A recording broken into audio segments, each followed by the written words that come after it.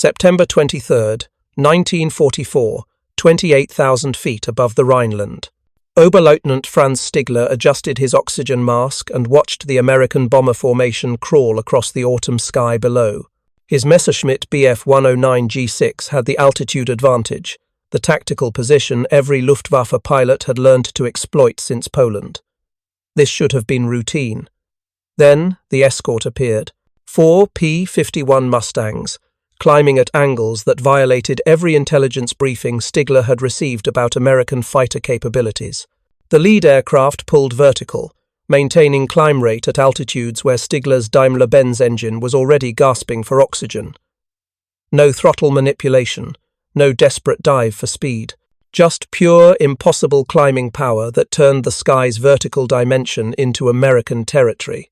Stigler pushed his throttle past the red line, feeling his DB-605 engine strain against limits German engineers had. Calculated with Prussian precision, the Messerschmitt had always owned the climb, always. But the Mustang ahead was pulling away, its Packard-built Merlin engine screaming at power settings that should have torn the aircraft apart. Through his gun sight, Stigler watched the impossible. The American fighter wasn't just climbing, it was accelerating. At 28,000 feet, in air so thin that German fighters typically began losing power, the Mustang's exhaust flames burned with intensity Stigler had never witnessed in 3 years of combat. If you're enjoying this deep dive into the story, hit the subscribe button and let us know in the comments from where in the world you are watching from today. Something had changed. The Americans were burning fuel that German petroleum chemistry said couldn't exist, and in the autumn sky over occupied Europe, that chemical impossibility was rewriting every tactical assumption the Luftwaffe had relied upon since the war began. The story of how American fighters gained decisive superiority over European skies traces not to revolutionary aircraft design or tactical innovation, but to a French chemist's understanding of molecular behavior that German science never replicated. Eugene Houdry, working in laboratories that smelled perpetually of petroleum and chemical catalysts, had developed refining processes that transformed aviation fuel from necessary commodity into decisive weapon.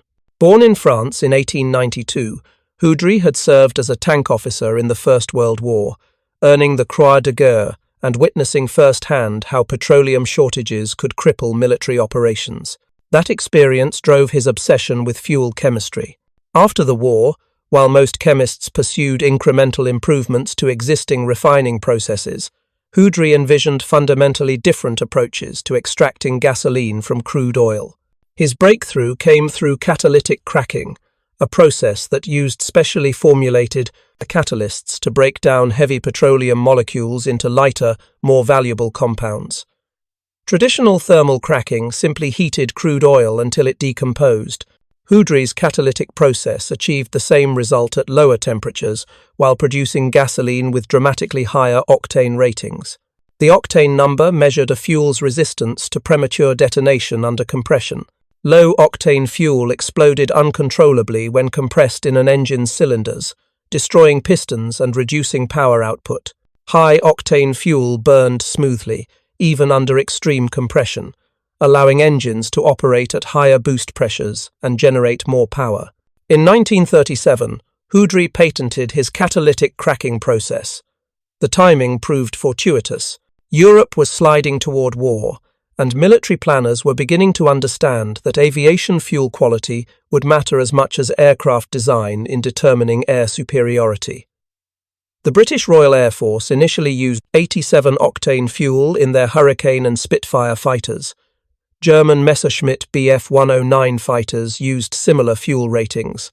The two sides entered the Battle of Britain in 1940 with rough parity in fuel technology, making pilot skill and tactical position the determining factors in aerial combat. Then American fuel arrived in Britain. Using Houdry's catalytic cracking process, American refineries began producing 100-octane aviation gasoline in quantities sufficient to supply the RAF. The fuel upgrade transformed British fighter performance overnight. Spitfires burning American 100-octane fuel gained 34 miles per hour at 10,000 feet. Engine overhaul intervals doubled from 500 to 1,000 hours. Most critically, British pilots could push their throttles to boost pressures that would have destroyed their engines using lower-octane fuel. Luftwaffe pilots reported that British fighters they had been defeating over France in May of 1940 suddenly became competitive over England by August. The aircraft hadn't changed. The pilots hadn't changed. The fuel chemistry had changed, and that change meant German tactical advantages evaporated. Arthur E. Pugh, vice president of Sun Oil Company, presented Houdry's catalytic cracking process at the American Petroleum Institute meeting in Chicago on November 18, 1938. Few attendees understood they were witnessing the presentation of technology that would help determine the outcome of the coming war. The process description was technical, focused on industrial efficiency and production costs, nothing about battlefield applications or strategic implications. But General James Harold Doolittle understood immediately. Doolittle had transitioned from active military service to working with Shell Oil in the 1930s, where he had become obsessed with aviation fuel development. He recognized that Houdry's process could produce fuel with octane ratings far exceeding anything currently available. Doolittle pressed American petroleum companies to invest in catalytic cracking infrastructure. The technology required expensive equipment, specialized catalysts, and manufacturing precision that made traditional thermal cracking look primitive. But the resulting fuel would give American aircraft decisive performance advantages. By 1941, American refineries were producing 40,000 barrels per day of high-octane aviation fuel using Houdry's process. Production climbed to 200,000 barrels per day in 1943 and peaked at 373,000 barrels per day in 1944. Houdry's apparatus produced 90% of all catalytically cracked Allied aviation fuel in the first 2 years of American involvement in World War II. The Germans analyzed captured American fuel samples with growing alarm. Their petroleum chemists reported octane ratings approaching 100, achieved through refining processes German industry couldn't replicate. Germany's synthetic fuel program, which converted coal into aviation gasoline, produced fuel rated at approximately 87 octane. Adding tetraethyl lead additives pushed ratings to about 95 octane, designated C3 fuel for high-performance applications. But even Germany's best aviation fuel couldn't match American 100-octane gasoline. German engineers understood the theoretical chemistry involved. They lacked the industrial infrastructure, the specialized catalysts, and critically, the time and resources to develop manufacturing capabilities during wartime conditions. The performance gap manifested most clearly in fighter engines. The British Rolls-Royce Merlin engine, modified to use 100-octane fuel, produced 1,480 horsepower from its 27-litre displacement. The German Daimler-Benz DB605, running on C3 fuel, produced 1,450 horsepower from its 36-litre displacement. More displacement, similar power output, because German fuel chemistry couldn't support the compression ratios and boost pressures British engines utilized. American planners weren't satisfied with 100-octane fuel. By 1943, Army Air Force's engineers were demanding higher performance from escort fighters, attempting to protect bomber formations deep into German territory. The P-51 Mustang, equipped with the Packard-built version of the Merlin engine, showed promise, but its performance using 100 Firth, 130-grade fuel, remained insufficient to dominate German fighters at high altitude. In January 1944, Army Air Force Materiel Command at Wright Field initiated testing of experimental fuel rated at 150 octane. The designation seemed mathematically impossible. Octane ratings above 100 indicated performance exceeding pure iso-octane, achieved through exotic additives and refining processes that pushed petroleum chemistry into unexplored territory. The test program used 3 aircraft, a Lockheed P-38J Lightning, a Republic P-47D Thunderbolt, and a North American P-51B Mustang. None of the aircraft required modifications. The question was whether existing engines could safely utilize fuel with such extreme anti-knock characteristics. Test pilot results exceeded every projection.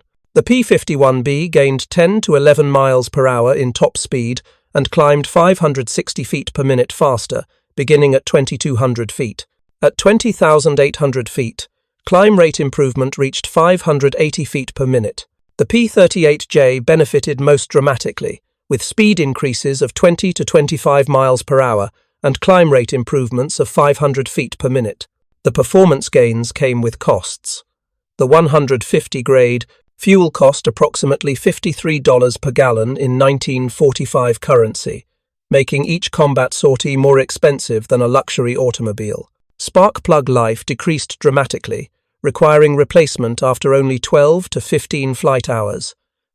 Engine overhaul intervals shortened because the extreme boost pressures accelerated wear on internal components, but the tactical advantages outweighed every cost consideration.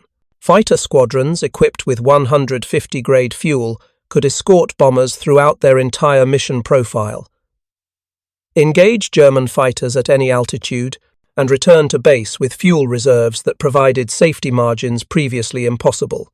By D-Day, June 6, 1944, 150-grade fuel designated 44-1 had become standard for 8th Air Force fighter operations. The performance increases were deemed worth the maintenance penalties and extraordinary costs. American industrial capacity could absorb expenses that would have bankrupted Germany's war economy. The fuel production process required tetraethyl lead, aromatic hydrocarbons, and catalytic agents blended in proportions that demanded laboratory precision. Each batch needed testing to verify octane ratings met specifications.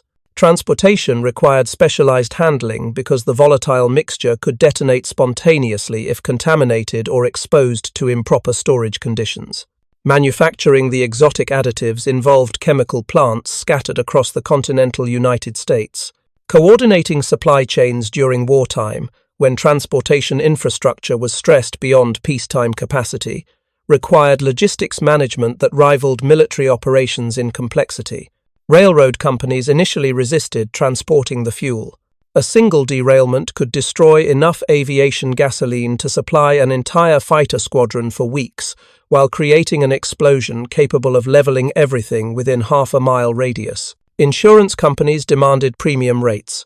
Military officials eventually guaranteed federal compensation for accidents, removing private sector risk from the equation. The chemical engineering behind 150-octane fuel remained classified throughout the war. German intelligence agencies attempted to analyze captured samples and reverse engineer production processes.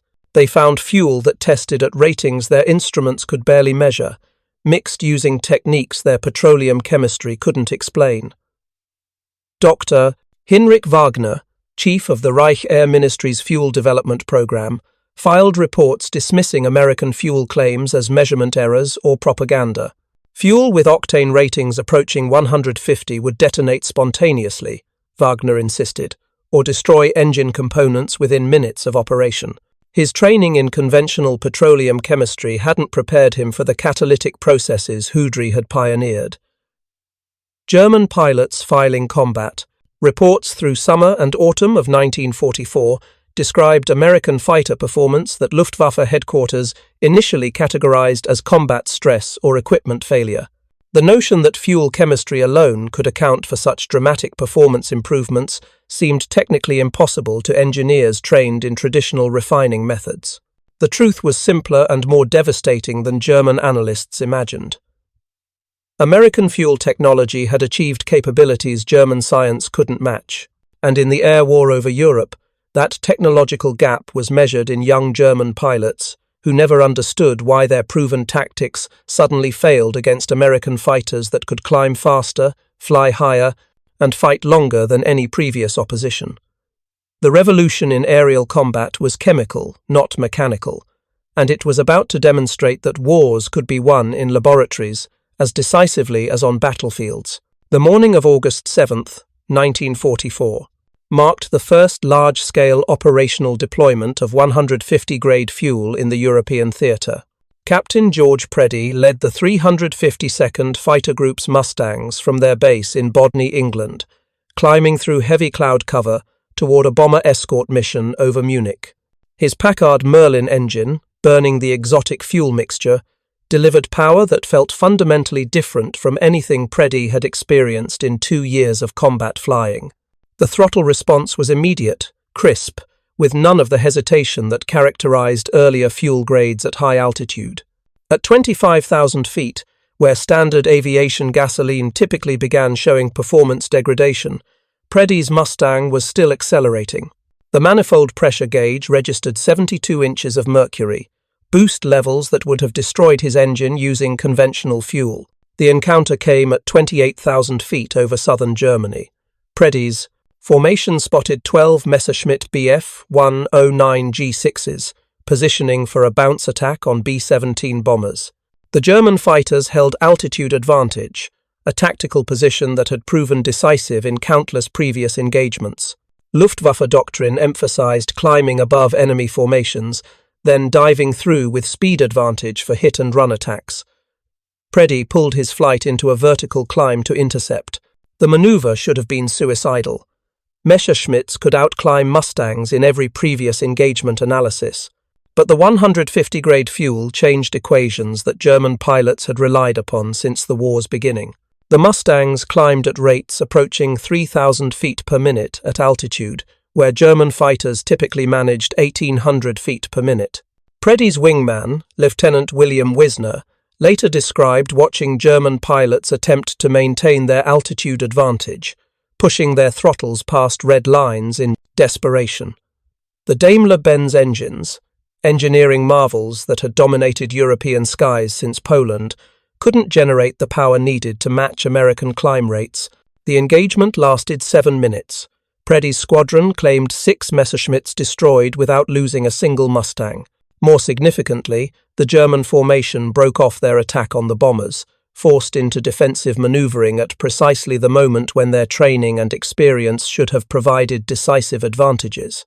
Combat reports reaching Luftwaffe headquarters described American fighters performing maneuvers that exceeded known P-51 performance specifications.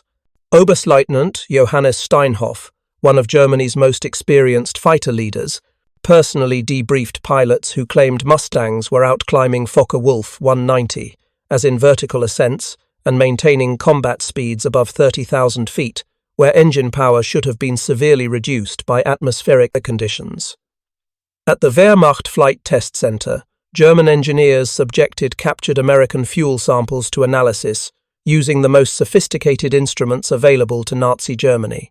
The octane ratings registered values approaching 150, figures that German petroleum chemists declared chemically impossible using conventional refining processes. The testing revealed more than just octane ratings.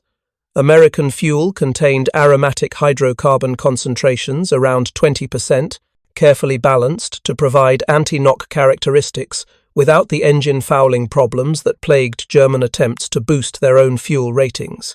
The tetraethyl lead content was precisely calibrated to enhance performance without accelerating spark plug degradation beyond acceptable limits. German chemists understood the molecular theory. They lacked the catalytic cracking infrastructure, the specialized additives, and most critically, the industrial capacity to replicate American in production, even if they possessed the technical knowledge.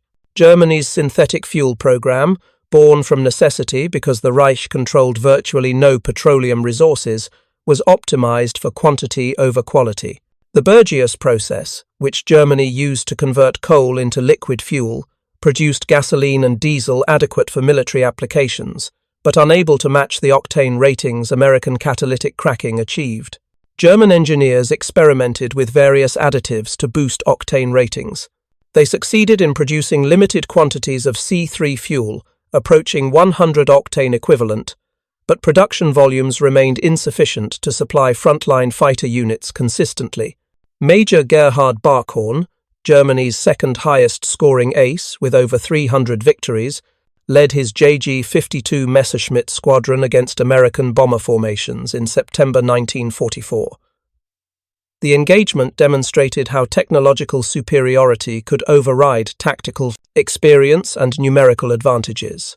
Barkhorn's Messerschmitts attempted their standard attack profile, climbed to intercept altitude above the bomber stream, position for high-speed diving attacks, exploit altitude and energy advantages. The escorting Mustangs, instead of maintaining close formation with bombers as German pilots expected, climbed aggressively to meet the interceptors at altitudes where German engines should have held decisive advantages. The dogfight occurred at 38,000 feet, altitude where thin atmosphere should have reduced all aircraft to marginal performance. Instead, the American fighters maintained full combat power, while German engines struggled to deliver sufficient thrust for sustained maneuvering. Barkhorn's after-action report described the engagement with unusual candor. The Americans were climbing at rates he hadn't believed possible for escort fighters carrying full fuel loads. His Messerschmitt, flown by one of Germany's most experienced pilots, couldn't generate the vertical performance needed to exploit tactical positioning. 3 Bf-109s from Barkhorn's squadron were shot down in the opening minutes of combat, their pilots never adapting to the new performance parameters.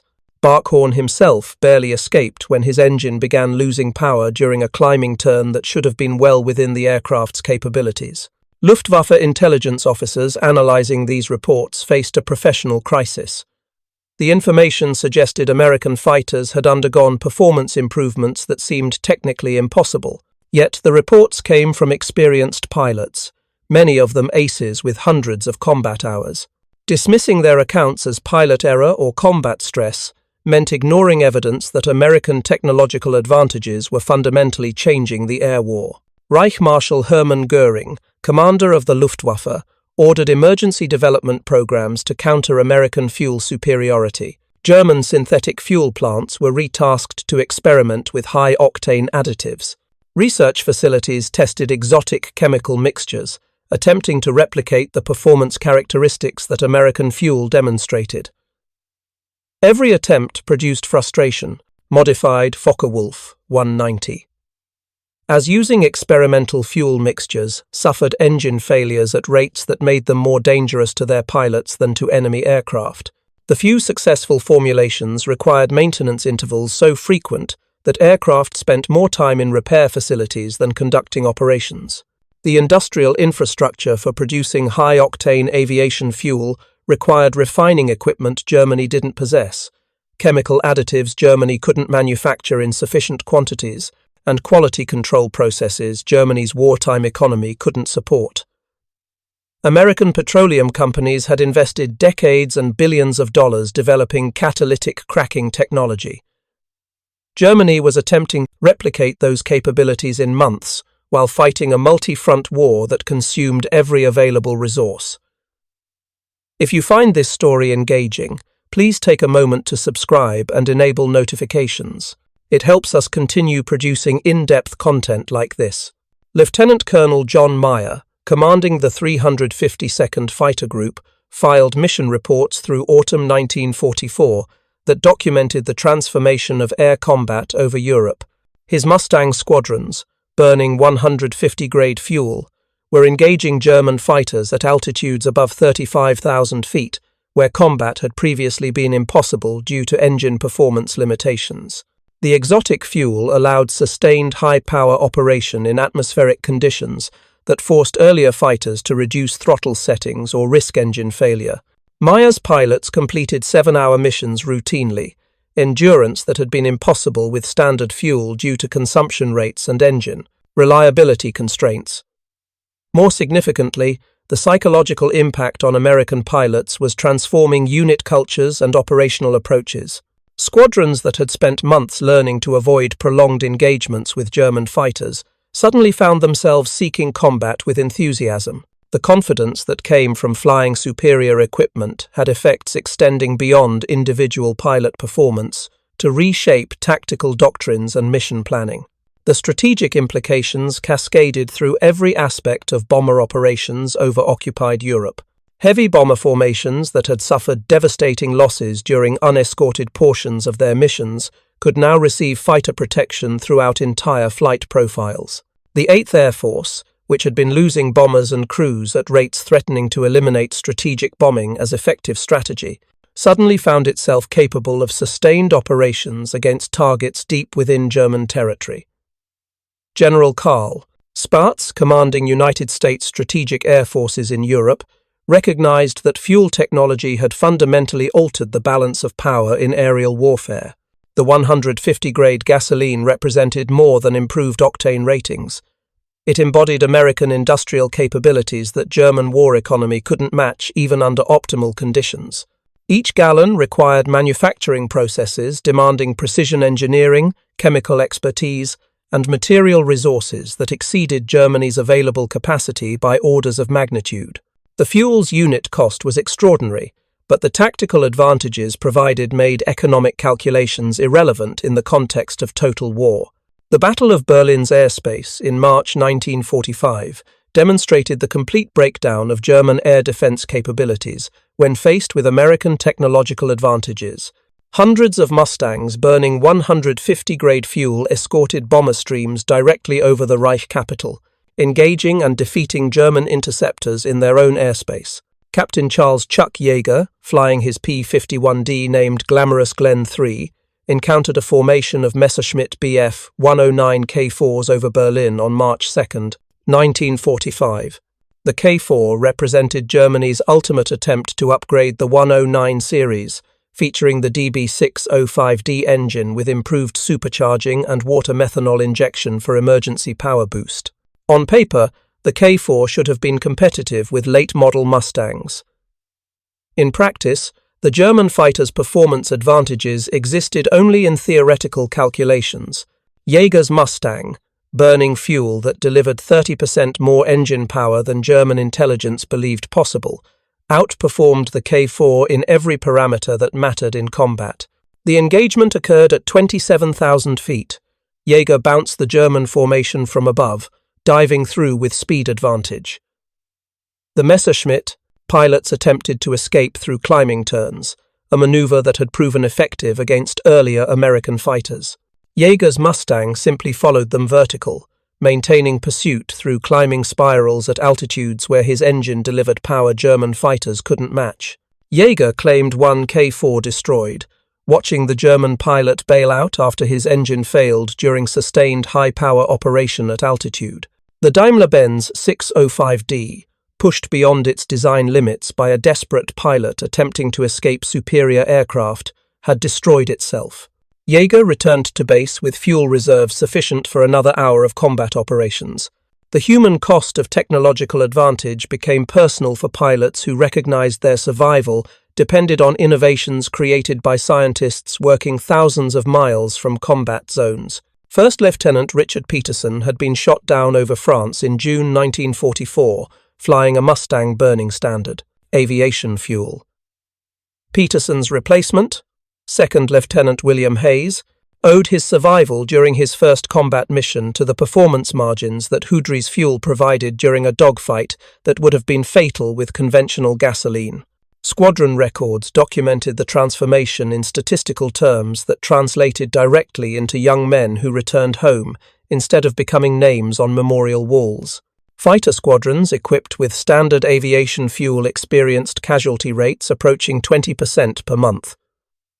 Squadrons burning 150-grade fuel reported monthly loss rates below 5%. The difference between 20% and 5% casualties represented more than numerical abstraction. It meant pilots completing their combat tours, returning to families, rebuilding lives. The exotic fuel flowing through their engines represented the convergence of American industrial power, scientific expertise, and institutional commitment to providing decisive advantages to warriors facing mortal danger. Technical Sergeant James Wilson, crew chief for Captain Preddy's Mustang, maintained detailed logs documenting the fuel's impact on engine maintenance. The spark plugs required replacement every 12 to 15 flight hours, compared to 30 hours with standard fuel. The engine oil showed increased contamination from the high lead fuel, requiring changes every 25 hours instead of 40. But the performance gains justified every maintenance penalty. Wilson's aircraft flew missions that would have been suicide runs with conventional fuel. Deep penetration escorts over Czechoslovakia, Poland, and Eastern Germany became routine operations instead of desperate gambles. The fuel was expensive, maintenance-intensive, and logistically challenging. It was also keeping American pilots alive, while destroying German air power. By April 1945, as Allied armies closed on Berlin from east and west, the Luftwaffe had effectively ceased to exist as a coherent fighting force. German fighter production continued, but fuel shortages meant most aircraft remained grounded. The few sorties flown faced American fighters, whose performance superiority made combat outcomes foregone conclusions. Hauptmann Erich Hartmann, Germany's highest-scoring ace with 352 confirmed victories, flew his last combat missions in May 1945, aware that technological advantages had rendered German tactical expertise irrelevant. Hartmann's skill and experience meant nothing against American pilots flying aircraft powered by fuel German industry could never produce. The psychological impact on Luftwaffe personnel was as devastating as the tactical defeat. German pilots, who had entered the war confident in their equipment superiority, now faced enemies whose aircraft performed beyond anything German engineering could match. The realization that American fuel chemistry had achieved breakthrough capabilities unreplicable by German science demoralized fighter squadrons already strained by years of combat attrition. Intelligence reports from German agents in Allied countries attempted to explain American performance gains through theories involving secret weapons, revolutionary engine designs, or captured German technology reverse-engineered and improved. None addressed the fundamental reality that American fuel chemistry represented advances German petroleum science couldn't approach. The industrial infrastructure required for producing 150-grade fuel symbolized broader German inadequacies that proved decisive in the war's final year. While German engineers focused on complex mechanical solutions involving jet engines and rocket-powered interceptors, American chemists had solved fighter performance problems through innovations, requiring no fundamental changes to existing aircraft designs. The elegant simplicity of Houdry's catalytic cracking contrasted sharply with German attempts to overcome technological disadvantages through increasingly desperate engineering projects, consuming resources without delivering practical results. Eugene Houdry, working in Pennsylvania laboratories far from combat zones, had contributed more to Allied air superiority than thousands of aircraft designers and tactical planners combined. The silence that descended over European airfields in May 1945 carried within it echoes of transformation extending far beyond immediate victory. Houdry, standing in his Sun Oil laboratory the morning Germany surrendered, understood that his wartime innovations would influence aviation for generations. The exotic gasoline that gave American fighters decisive advantages represented more than temporary military expedient. It embodied principles of petroleum chemistry that would reshape everything from civilian aviation to the emerging jet age that military planners were already envisioning. Post-war analysis conducted by Allied intelligence teams revealed the extent to which German aviation had been crippled by inability to replicate American fuel technology. Captured documents from Luftwaffe research facilities showed desperate attempts to reverse-engineer Houdry's fuel mixture using samples recovered from crashed American aircraft. Dr. Wagner's fuel development program, despite access to some of Europe's most advanced chemical facilities, never achieved octane ratings above 110. German fighters operated with power limitations that made them increasingly obsolete as the war progressed. The performance gap between American and German aviation fuel widened throughout 1944 and 1945 until German aircraft became uncompetitive regardless of pilot skill or tactical doctrine. General James Doolittle, reviewing combat statistics from the war's final months, documented performance advantages validating every risk taken during fuel development. American fighter squadrons burning 150-grade gasoline achieved kill ratios against German aircraft exceeding 8-1. The figures reflected not just pilot training or tactical superiority, but technological margins rendering enemy aircraft incapable of effective resistance. The 8th Air Force, which began 1944 with bomber loss rates approaching unsustainable levels, concluded the war with casualty figures reduced by 70%, compared to missions flown with conventional fuel. The improvement translated directly into thousands of aircrewmen who survived the war because escort fighters could protect them throughout their mission profiles. Economic analysis revealed costs that would have been prohibitive under peacetime conditions, but proved economically efficient when measured against strategic bombing effectiveness. Each gallon of exotic fuel cost $53, making individual combat sorties more expensive than luxury automobiles. But tactical advantages reduced overall mission costs by eliminating need for multiple bombing runs against heavily defended targets. Strategic bombing campaigns, requiring hundreds of aircraft using conventional technology, could be completed with smaller formations protected by fighters whose performance capabilities ensured mission success. The human stories emerging from squadrons equipped with Houdry's fuel illustrated personal transformations paralleling technological revolution. Captain Preddy, who survived the war's final months flying Mustangs burning exotic gasoline, later described combat experiences removed from desperate struggles of earlier periods when American fighters were outmatched. The confidence from flying superior equipment had psychological effects extending beyond individual performance to reshape unit cultures. Lieutenant Hayes, who completed his combat tour flying missions impossible with conventional fuel, returned to civilian life, carrying SCAFT technical knowledge about high-performance aviation that influenced his post-war career in aerospace engineering. Hayes and hundreds of pilots like him became repositories of practical experience, with advanced fuel technology that American industry leveraged during transition to jet-powered aircraft and emerging space programs. The expertise gained through wartime operations provided foundational knowledge for developing rocket propellants and jet fuel formulations that would power American technological leadership through the Cold War era. Industrial infrastructure created for producing Houdry's fuel survived the war's end and formed basis for American petroleum industry dominance in high-performance applications throughout following decades.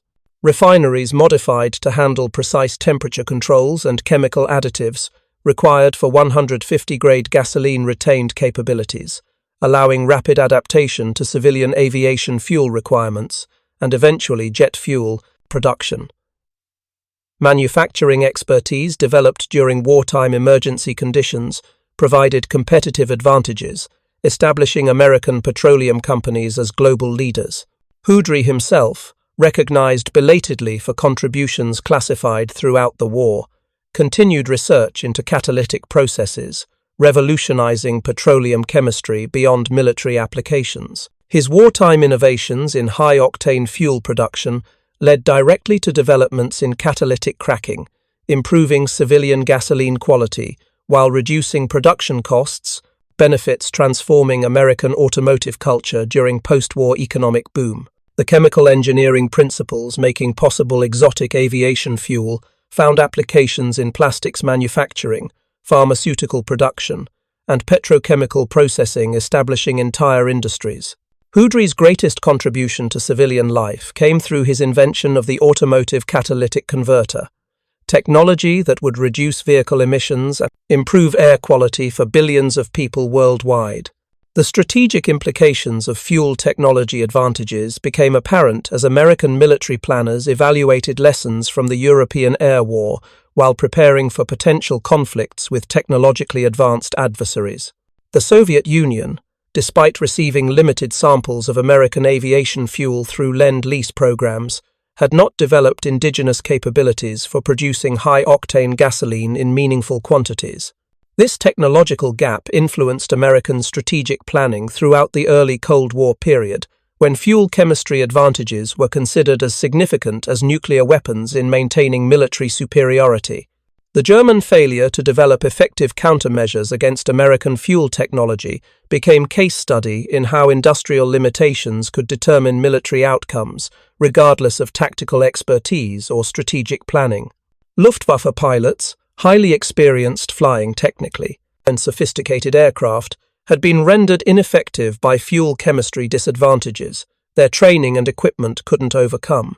This lesson influenced American investment in advanced materials research and chemical engineering programs, ensuring technological advantages in future conflicts. The legacy of Houdry's wartime innovations extended beyond immediate military applications to reshape fundamental assumptions about relationships between scientific research and national security. The exotic fuel mixture transforming P-51s into dominant fighters demonstrated how laboratory discoveries could translate directly into decisive battlefield advantages when supported by adequate industrial capacity and institutional commitment. This understanding guided American research and development priorities through the space race, development of stealth technology, and advanced propulsion systems, maintaining technological superiority through successive generations of military competition. The revolution in aerial warfare, concluding with Germany's surrender, had been achieved not through incremental improvements to existing technology, but through breakthrough innovations, redefining performance parameters for all aircraft operations. Thank you for watching. For more detailed historical breakdowns, check out the other videos on your screen now, and don't forget to subscribe.